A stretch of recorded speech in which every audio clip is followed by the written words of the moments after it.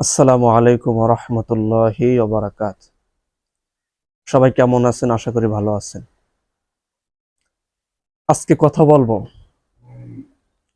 যারা আড়ালে থেকে নিজের কষ্টকে বুকে চাপা রেখে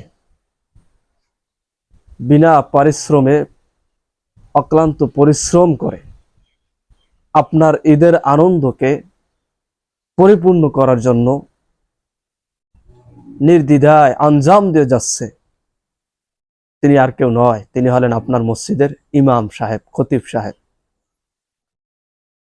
আপনি যদি একটু ভেবে দেখেন, সমস্ত মানুষের কষ্ট, দুঃখ এগুলো বোঝানোর জন্য বিভিন্ন ধরনের ভিডিও বা কথাবার্তার মাধ্যমে বোঝানো হয়। যেমন আমি যদি বলতে চাই, সরকারি বেসরকারি চাকরি যারা করে, সরকারি যারা চাকরি করে এদের 10 দিনের ছুটি দিলেও কিন্তু ঈদের বোনাস দিয়েই ছুটি দেয়। আবার বেসরকারি কোম্পানিতে চাকরি করলে তাদের বেতন দিয়েই ছুটি দেয়, অথবা ছুটির পরে বেতন দেয়।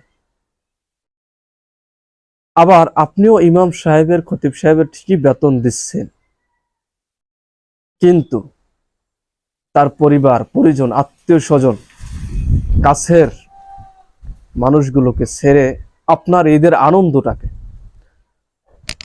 পরিতৃপ্ত করার জন্য হাসি মুখে আপনার সামনে আঞ্জাম দিয়ে যাচ্ছে। আপনি একটু চিন্তা করে দেখেন, আপনার খতিব সাহেব সে কতটা কষ্ট তার বুকে চাপা রেখে তারপরে আপনার সামনে হাসতেছে। আপনি সকালবেলা উঠেই আপনার পরিবার পরিজনের সাথে দেখা সাক্ষাৎ করেছেন, সেমাই নুডলস খেয়েছেন, মরিদা খেয়েছেন, শরবত খেয়েছেন, কত হাসি খুশি তাদের চয়েস অনুযায়ী পোশাক পরিধান করেছেন, তাদেরকে নিয়ে আপনি ঈদগাহে এসেছেন, একটা আনন্দ। আর আপনার ইমাম সাহেব সে কি করলো? সকালবেলা ফজরের নামাজ শেষ করে ঈদগাহ ঠিক করলো, মাইক ঠিক করলো, এরপর আপনাদেরকে ডাকলো, এর ফাঁকে একটু সময়ের ভিতরে গোসলটা শেষ করলো, আবার জায়নামাজ পাগড়ি খুতবা নিয়ে তিনি ঈদের ময়দানে হাজির হয়ে আপনাদেরকে ডাকতেছেন, কোরআন সুন্নাহ থেকে আলোচনা করে আপনাদেরকে বুঝিয়ে বুঝিয়ে আনন্দ দেওয়ার জন্য যা কিছু দরকার সেগুলো সে চেষ্টা করে যাচ্ছে। কিন্তু মানুষটার বুকে কিন্তু অনেক কষ্ট।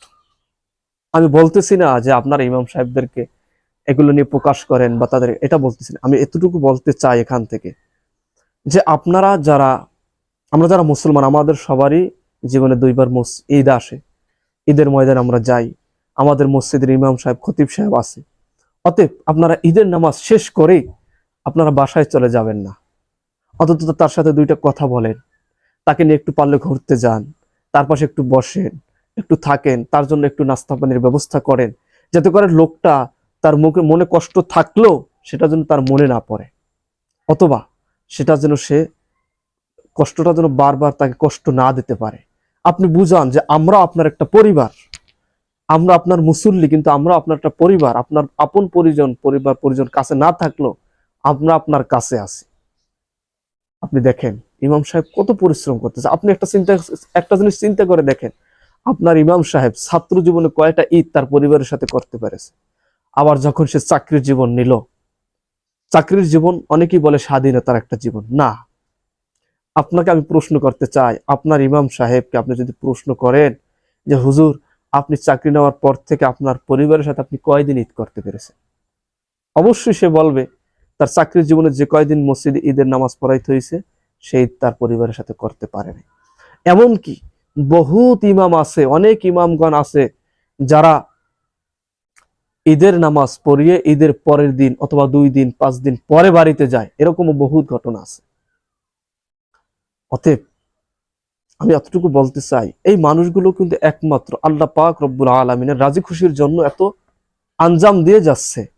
আপনাদের আনন্দ যেই খতিব সাহেবকে ছাড়া, ইমাম সাহেবকে ছাড়া পরিপূর্ণ হয় না, সে কতটুকু কষ্ট আপনার জন্য করতেছে আপনি একটু ভেবে দেখুন, আপনি একটু চিন্তা করে দেখুন, আপনার আকলের কাছে একটু জ্ঞান খাটিয়ে বুদ্ধি খাটিয়ে দেখুন যে আসলে আমার কথাগুলো কতটুকু সত্য। ঈদের নামাজের পরে কি আসলে ঈদের আনন্দ থাকে? থাকে না। ঈদের নামাজের পরে ঈদের আনন্দ থাকে না। হ্যাঁ থাকে, মানে যেটা সচরাচর আমরা করি সেটা, কিন্তু মেইন ঈদের আনন্দটাই হচ্ছে ঈদের নামাজ। ঈদগাহে আসবে, সালাম করবে, মুসাফা করবে, কোলাকুলি করবে, একটা আনন্দ, তাই না? তাহলে এই জিনিসটা সে আপনাদেরকে আঞ্জাম দিচ্ছে, তার পরিবার পরিজনের সাথে, এলাকার মানুষের সাথে সে পারতেছে না। তারও তো মন চায় আপনাদের মতো এরকম বন্ধু বান্ধব বা ভাই বেড়াদার আব্বার সাথে একটু দেখা সাক্ষাৎ করবে, একটু কোলাকুলি করবে, এটা তো তারও চায়।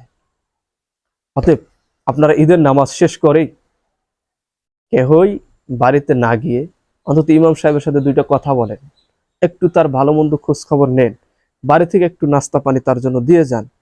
সে হয়তো খাবে না, বা খাক বা না খাক, আপনার কাজ আপনি পালন করবেন, আপনার নিয়ত অনুযায়ী আপনাকে আল্লাহ তাআলা নিয়ামত দেবে।